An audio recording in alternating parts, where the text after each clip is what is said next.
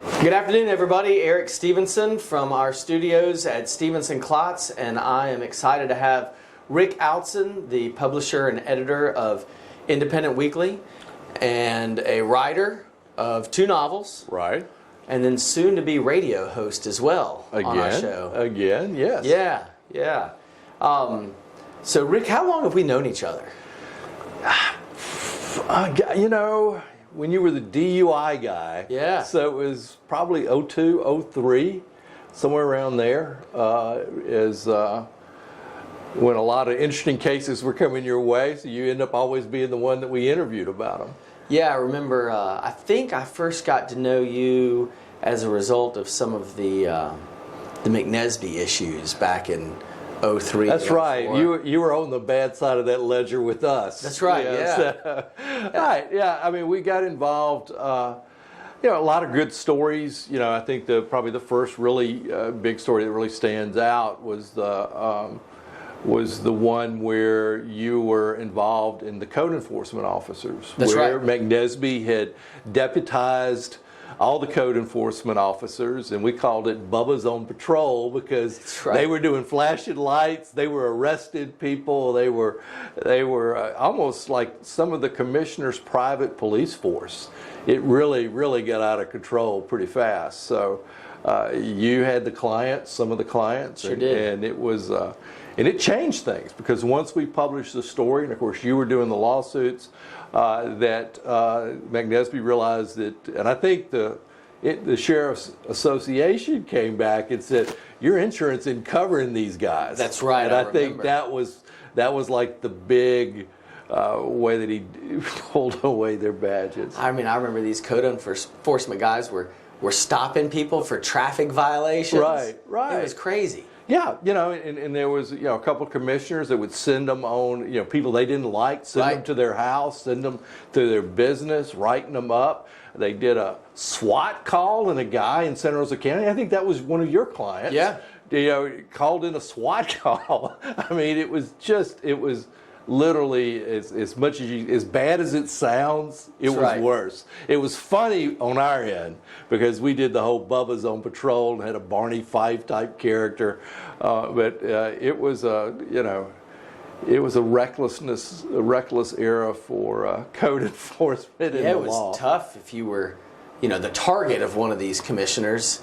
I mean, I remember we had some folks who were involved in a construction debris business, and of course there were commissioners involved in that business, and that was where some of the beef came from. Right. It was being used as a weapon, and it really was at that middle part of that decade, the 2000 to 2009. After Ivan, it was just a lot of strange things were happening. You had a really consolidation of power with McNesby. George Tuart was the county administrator. Mike Whitehead was probably the most powerful person on the county commission at that time, and that triumphant really wielded a lot of power, and it was difficult for us as a brand new. We were about 6 or 7 years old. For us as a paper, it was a challenge because we were still building a readership. The News Journal loved those guys, never did anything of them. So we were always the lone wolf trying to stir the pot. And you were up and rising attorney at that time. You'd gotten out of the state attorney's office. You were making a name for yourself. So it was kismet that we got associated together at that time. Definitely been a lot of fun. If you would tell for the viewers who don't know about the Independent Weekly or your blog. So Rick also has a blog called Rick's Blog. It's ricksblog.biz, and it is very influential throughout the state of Florida. It's hugely influential in our county and in the state, and also has some national prominence. Tell folks about the paper and your blog. Well, the paper started July 1st, 1999. We had the motto, a good newspaper for a town that needs one, which didn't make the News Journal happy. Our very first story was about whether there should alcohol be banned on Pensacola Beach. And I'm proud to say 18 years later, the county commission discussed it. But so that's how effective we were.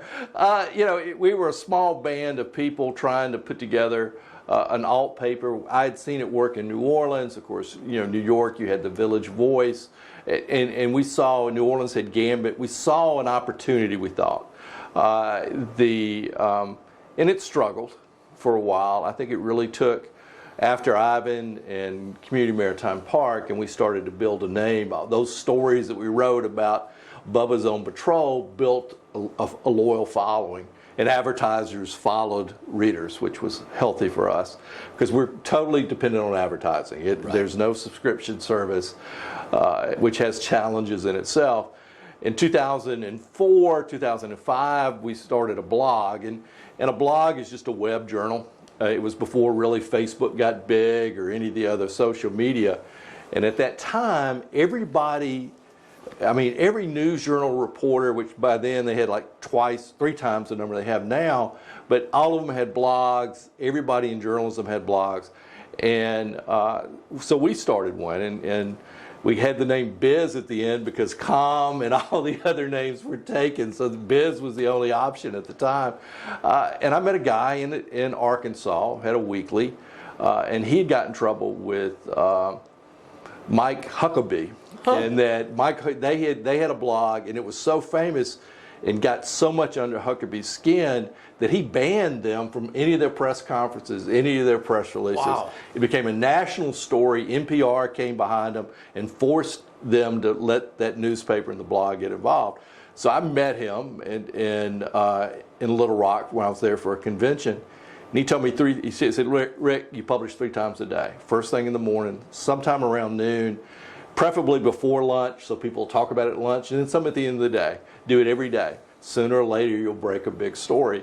And we started doing it, and the Community Maritime Park was our first really big issue that worked well.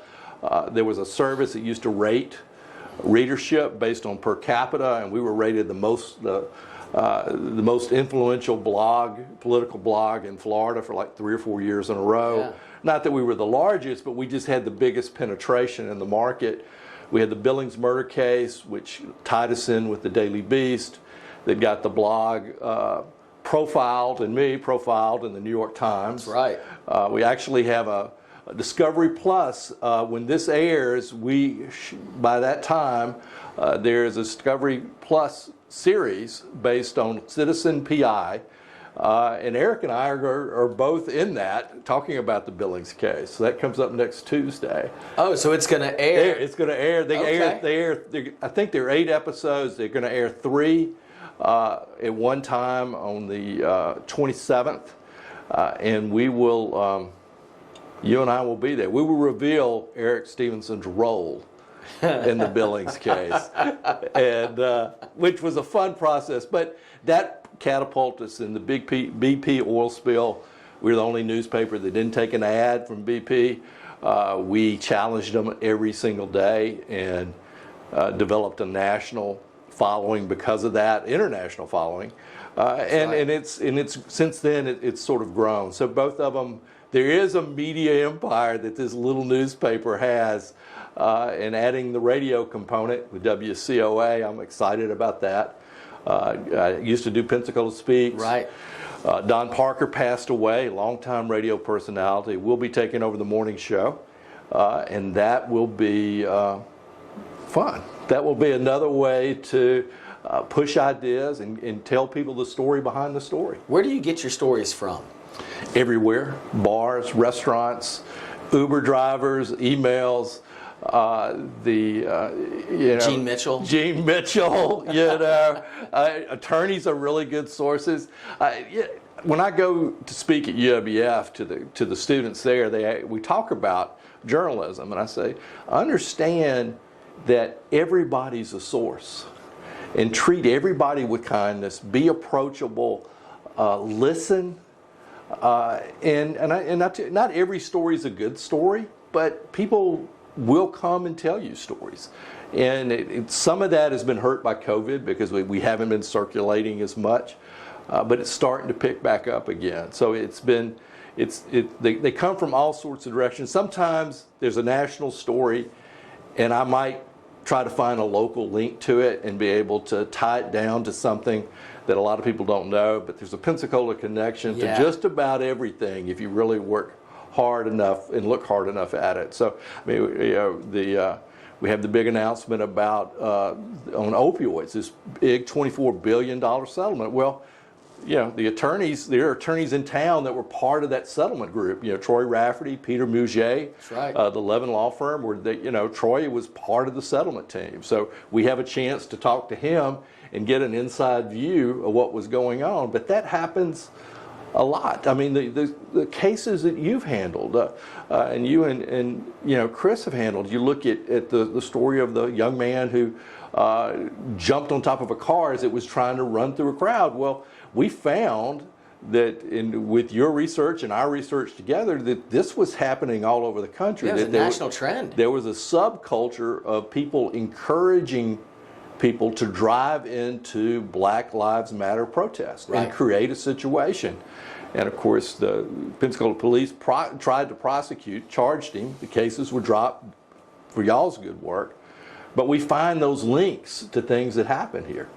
Yeah, it's interesting. I travel around the country meeting with other lawyers. We belong to some national management groups for law firms. And, I think people in Pensacola don't understand just how prominent some of the lawyers in this community are nationally and internationally. Right. And you've mentioned too, Pete Mouget and Troy Rafferty. They go all around the country and even all around the world pursuing some big litigation and on behalf of everybody. Some things that really help out the public and help change laws and the way businesses treat people. And I think a lot of times people forget the importance of lawyers that way and what an influence lawyers can have. If we didn't have lawyers, people would still be driving cars that blow up. Well, I mean, Fred Levin, who we lost this year, Fred revolutionized, I mean, maybe saved millions of lives from cancer, from cigarettes. That's right. I mean, and created, worked out a legal strategy that was so brilliant that it was copied all over the country. Over $100 billion probably in all the suits over all the country, and that was here. That started with Fred, and Fred saw it in was an interesting, funny guy. But that was here. And you look at a lot of the other firms, Alstock Whitkin, they're doing some fantastic stuff. The Kerrigan Law Firm has done some amazing things. Y'all have done some really cool type of cases. That's one reason we always like to have breakfast, because we sit and we can kind of share, well, this is what's going on. I can bring, hey, this is what I'm hearing over here. And Eric has helped me tremendously in public records request, which is sort of the bread and butter of how we get behind the scenes of government here. And it's taken, Eric brings weight to the table when we have to do that. And your relationship with the state attorney's office. And so it's the legal profession and journalism are very closely tied in how we look at things. We don't have subpoena powers. We can't force someone to testify or share documents. We don't have discovery. But we're very, very close in how we look at issues. That's right. I mean, y'all, the press is called what, the fourth estate? Right. Y'all keep government in check by the stories that you uncover, and freedom of the press allows you the right to do that. And then, of course, lawyers, we really are the ones who enforce the Constitution. We're in there day in, day out, making sure that the Constitution works, and that it works for the people, that it doesn't just work for people in power. Well, I think, and you've taught me this, and in talking to the other, attorneys over the years, is that justice is served when both sides have really strong legal counsel. That's right. That neither side may be completely satisfied with the result, but that friction creates justice. And I think when newspapers invest in being the watchdog and invest and digging a little bit deeper into stories and not accepting everything, every press release as being the gospel, then government's better. They know that there's a light in the corner and the cockroaches scatter. And you ask, we often have to ask that extra question. They tell us a story, and then we go, wait, but prove that story to me. Classic example was the big story in the News Journal about Commissioner Lumen May. Someone, the county clerk, writes an email saying that someone told her that Lumen May had called her a name. With your help and our help, we said, okay, News Journal's front page story. Well, wait a second. She just says this. She puts it in an email. What's the proof? Right. And we found there was no audio anywhere. There's no email. No one has an email. No one has a text message. We have no proof that she was ever called. She won't reveal who called her, so we don't know who the accuser is. I talked to everyone that was with the commissioners on the elevators. No one has any remembers him ever saying those words, but he was, pretty much lynched by the daily newspaper on hearsay, and it's double hearsay. So what we have to do as the media is, you can tell us the story, but we're going to ask those questions. And we have done it for 20 years, and we've made enemies because of it. But I think that that's what we have to do.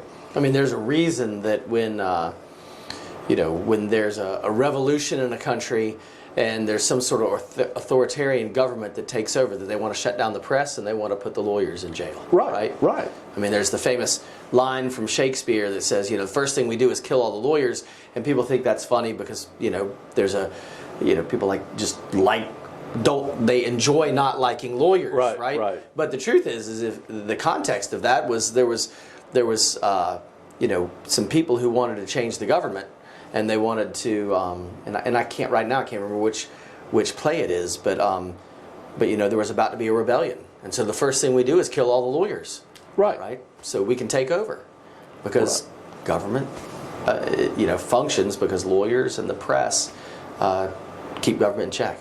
And the press is powerful, and it's something that we have to self-govern ourselves to be sure that we've asked the right questions, that we didn't jump the gun.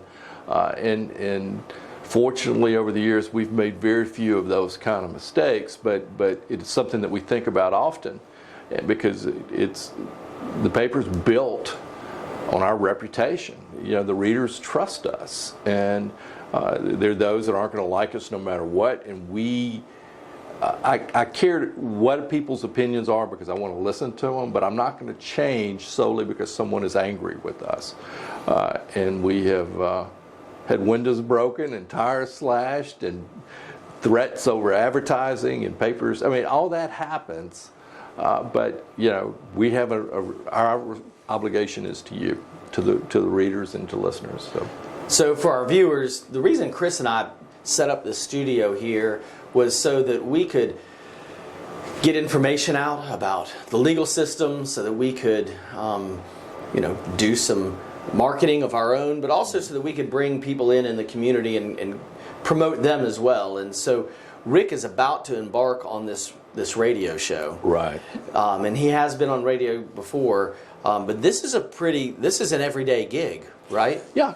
And so I wanted to bring Rick on so he could talk about it and get some excitement going about this radio show, because Pensacola has been missing this type of show for a while. Well, we were able to do Pensacola Speaks for about 3 years, and before that I had a show on 1620. And for me, it's a great chance to bring newsmakers before listeners, hear them tell their story, and I can take those stories and put them in the paper, put them in the blog. So there's a synergy in how it all works. But it's what I have known every time we've done radio, we've broken a big story. With Pensacola Speaks, we were the ones that broke the story about New Point Charter School, which ended up being a multi-million-dollar scam that stole from 6 different school districts across the state of Florida. Russ Edgar prosecuted the case. He prosecuted with the documents that we gave him for my research, but we broke that when we got the whistleblower and Jeff Bergosh, who was school board member at the time, to come on the radio. And so we know that we can have those moments that work. At the same time, you get to listen to, if there's, for instance, a story about the young man who was caught on top of that car. That was a national story that if I had the radio show, we would have talked about it on the radio. That's right. With Troy, and I hope to have him on a show to talk about the settlement on the opioid case. I would love to be able to. Today I interviewed a family member of T.T. Wentworth Jr., and it was an amazing interview. Just what an amazing person. And her take on all of this, of renaming the museum and her her family legacy, being partly tied to the Klan. And that's the kind of interviews I want to do. Yeah. And then be able to bring in national people, because in the past we've been very successful, and because we can offer a guest, well, you can come on the radio, we're going to create a podcast, then it's going to go on the blog, then we're going to put it in the newspaper, and we're able to pick up really, some really cool national guests because of that. So I think that's the other piece that we add. And I don't dial it in. So it's going to be full-blown, good questions. We'll take callers. We'll give a chance to get viewpoints. The way radio used to work. It's not about me pontificating. It's about us having fun and getting the listeners involved.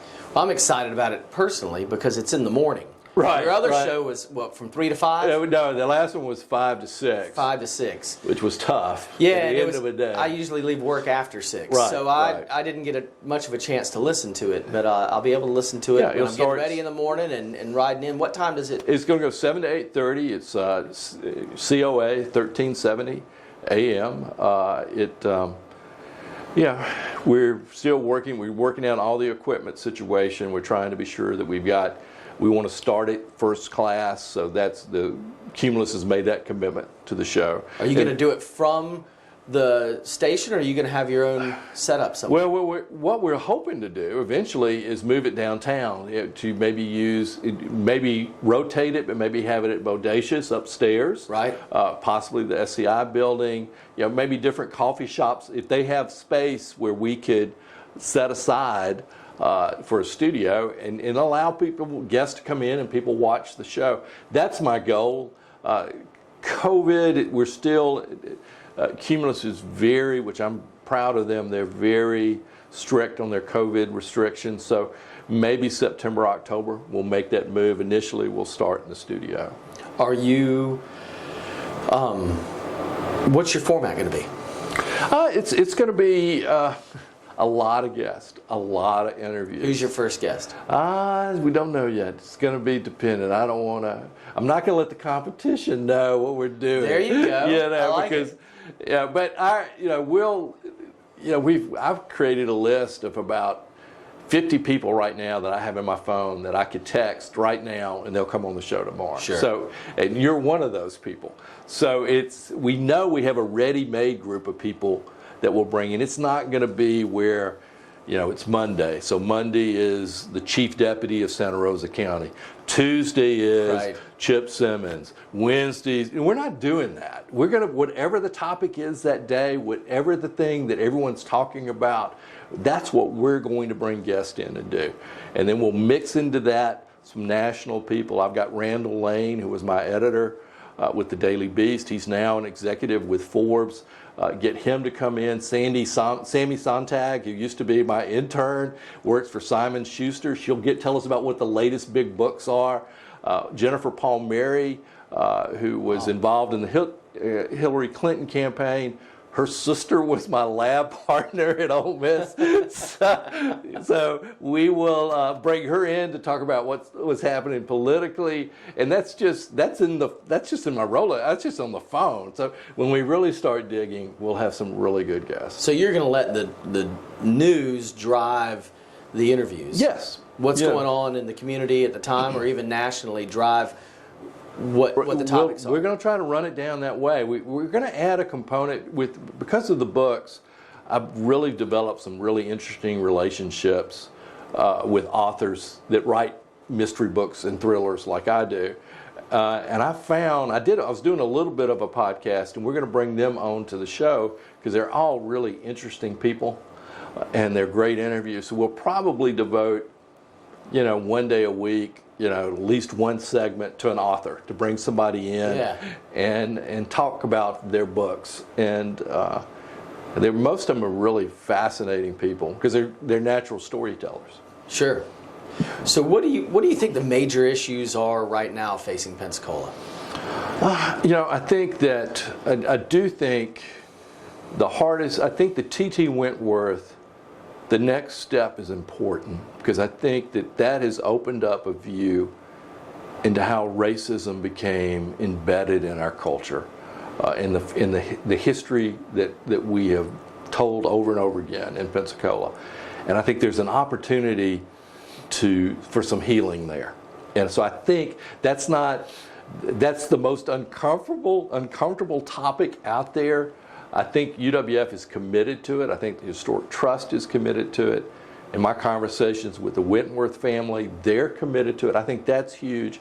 I think that with the city, they have got to make some decisions about those empty lots at the Maritime Park, develop Bruce Beach, develop the hashtag. They've got $18 million from a refinancing. They have got, the mayor and the council have got to land this. They have beat this one forever. That is going to be the legacy of this council, and maybe the big part of Grover's legacy. Sure. I think that's important. I think at the county, it is trying to recover from the 2 years of Janice Gilley's mismanagement. I think that how that happens, there were a lot of bad hires, there was a lot of mismanagement, a lot of no management, and how the commission recovers. There's a mythology out there that this is a bad commission, that they're corrupt, and having lived here for 40 years, having covered it for 20 years as a newspaper journalist, this is one of the better commissions that we've had. Do I agree with each one of them? No, but they if you listen to them and watch them deliberate, they're trying to get to agreement. Doug is never going to agree with the other four. He made that decision 2 or 3 years ago.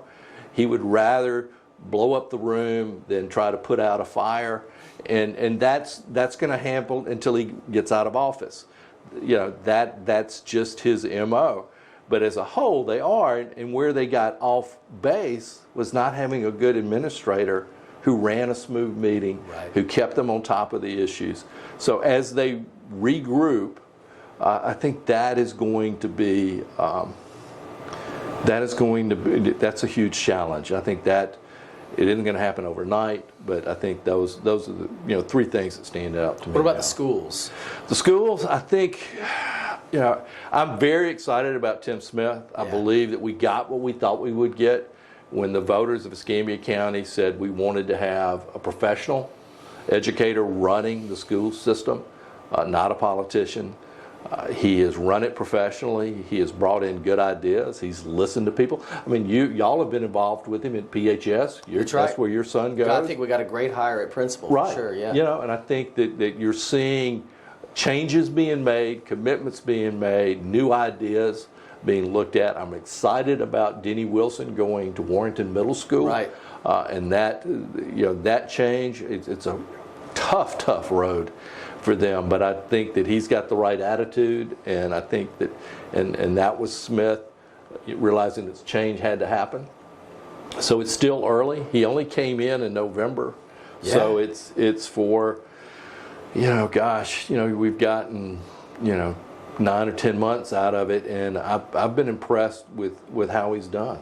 Yeah. Hey, this is Eric Stevenson, and we had a little bit of a technical difficulty, but we are back with Rick Outzen. And we were talking about the school system and how excited we are to have somebody good at the helm. Right. And we're seeing the fruits of it, and we will continue to. I think and from what I can tell, the school board members seem to be happy with him I think they're getting more. They had to shift in how they perceive their jobs, because now they have much more power than they had before, and have much more access to what's really going on in the system. Sure. Well, before we close, I want to also tout Rick's 2 books. The first one was City of Grudges, and then the follow-up to that book is Blood in the Water. Right. And if you haven't read either of these books, they're page turners. They're a lot of fun to read. Thank you. If you don't know anything about Pensacola, you would have fun reading this book. But if you're from Pensacola, part of the fun is trying to figure out who a character is, or is it an amalgamation of a character, and maybe somebody you've read in the news, and is he referencing somebody? And it's a lot of fun if you are from this area to read it, because it has a lot of local flair. You would recognize a lot of the places, Right. Where Walker Holmes goes.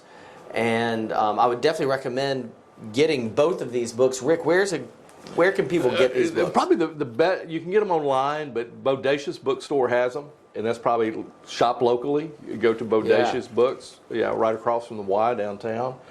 They are Pensacola books, and what's been funny is how many people have started giving these books to friends when they move here. If you want to understand Pensacola, you got to read these. Right. So it gives you, because a lot of the story is based on historical fact, but the stories are fictionalized so that to make it a little bit more exciting. The characters are mixes of different people. I know your son is convinced that you're gravy in the book. That was really, really fun to do that. But I think you get a. I wanted to do what Midnight in the Garden and Good and Evil did for Savannah. I wanted to create a book that made Pensacola seem interesting and exciting, and the second book actually involves the Klan being involved in county government.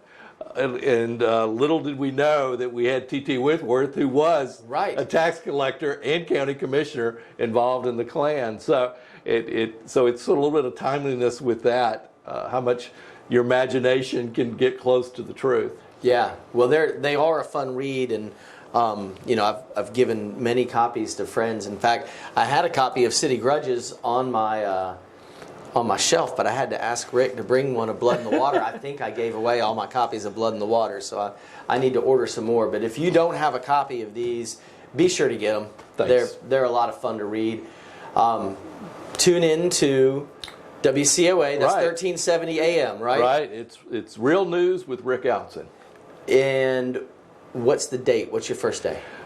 Well, it could start as early as July 26th. That's what we're shooting for, but they're still working on the equipment. Okay. So it may be the following week, August 2nd, maybe when we start. And you start at 7 a.m.? 7 a.m., going to 8:30. Okay, so you turn it on the dial on AM. You just sit there, and then we'll go ahead. Once we give you the number to call in to comment, have it speed dial so you can call on your car. Is there going to be any kind of, are you going to video these as well? To Not yet. We will create podcasts out of Okay. it. I think we're going to do that, and gradually, I think we'll look at doing that, doing the Zoom call, some of the interviews, doing Zooms, and create the YouTube where you can make extra revenue off of doing that. We'll figure that part out. Yeah. So. Well, I'm excited. Pensacola's had a void in that area for a long time, and I think the morning is a great time to have a show. Should be. With topics. I want to have it downtown so I can do it at 8:30, drop my mic, and go across the street to the office and start writing. So that's sort of my goal, but we'll see if we'll get there. Well, good. Well, Rick, thanks for being on our show. Thank you. Everybody who's stayed tuned to this, thank you for watching, and look forward to more videos from Stevenson and Klotz in our studio Tuesday afternoons or when we release them, and you never know what you're going to get. We hope to have some more interviews of folks in the future and have Chris on here so we can talk about legal topics as well. So Rick, thank you very much. It's good to be here. All right, Take care.